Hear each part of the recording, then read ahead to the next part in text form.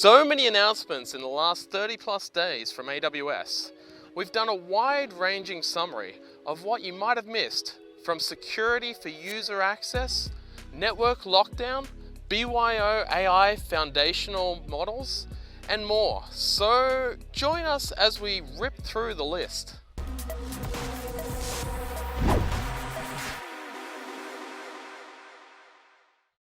Hi, I'm Matt Carolyn and welcome to Puck Online, where we aim to bring you the hot topics for the last month in the public cloud space.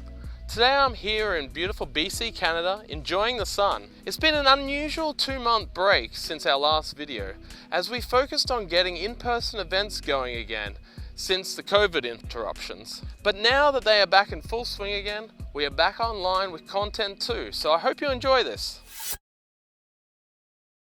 In AWS news, now this announcement is a little more than 30 days old, but since we missed the previous 30 days, and AI is all anybody is talking about this year, this is a pretty important one not to mention. Amazon Bedrock is a fully managed service that makes foundational models from leading AI startups and Amazon available via an API. So you can choose from a wide range of FMs to find models that is best suited for your use case. With Bedrock's serverless experience, you can get started quickly, privately customize FMs with your own data, and easily integrate and deploy them into your applications using the AWS tools and capabilities you're familiar with today, without having to manage any infrastructure at all. Amazon Relational Database Service, RDS, for PostgreSQL, now supports PG vector extensions to store embeddings from machine learning models in your database and to perform efficient similarity searches. Embeddings are numeral representations or vectors created from generative AI that capture the semantic meaning of the text inputs into a large language model. PG Vector can store the search embeddings from Amazon Bedrock, Amazon SageMaker, and more. AWS Managed Console Private Access is an advanced security feature that allows customers to define a set of trusted AWS accounts and organizations that can access the AWS Management Console from within your own network. For example, with AWS Management Console Private Access, customers can restrict access to personal AWS accounts from the company network. Amazon S3 now applies 2 new default bucket security settings by automatically enabling S3 block public access and disabling S3 access control lists for all new S3 buckets. This change was first announced on December 13th, 2022 and began deploying on April 5th, 2023 and is now applied to all AWS regions. Amazon EFS provides serverless, fully elastic file storage that makes it simple to set up and run file workloads in the cloud. Amazon EFS replication enables you to easily maintain a separate up-to-date copy of your file system for compliance, localized data access, and testing development use cases. You can automatically replicate data across AWS regions without needing to manually monitor and synchronize data changes. Even though this is not a new feature, but just a further rollout, it's always great to be aware of the services that reach that all regions status.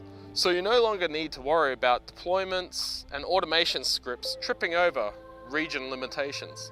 AWS Compute Optimizer helps avoid over-provisioning and under-provisioning 4 types of AWS resources: EC2, EBS, ECS on AWS Fargate, and Lambda functions based on your utilization of data. And it now supports the ability to filter your right sizing recommendations by tags. This includes tag keys, tag key and value pairs, or a combination of both. Previously, you had to export your recommendations or access them via an API and filter them via a name, region, and finding reason code, or join them with an external data. AWS User Notifications is a new service that enables you to centrally set up and view notifications from AWS services such as AWS Health Events, Amazon CloudWatch alarms, or Amazon EC2 instance state changes in a consistent, human-readable format. You can now view notifications across accounts, regions, and services in a console notification center, and configure the delivery channels where you want to receive these notifications, like email, AWS chatbot, and AWS console mobile app. Notifications include URLs to direct you to the resources on the AWS console where you can take action.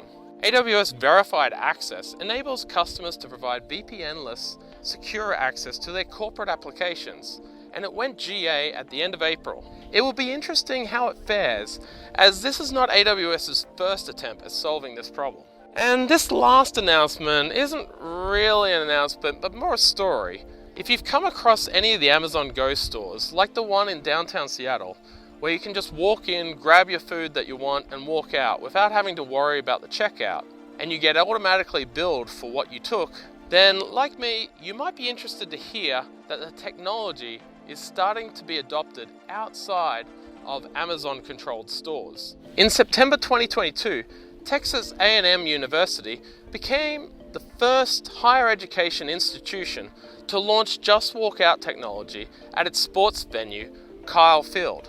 3 March In, March Out stores were installed, offering fans products like snacks, chips, soda, water, and alcoholic beverages. The stadium is one of 10 highest capacity stadiums in the world, with more than 100,000 spectators attending most games. Just Walk Out technology and Amazon One works together to provide an easy experience in high traffic areas like this. I expect we'll see more in the near future at sporting and music events, as well as airports and convenience stores.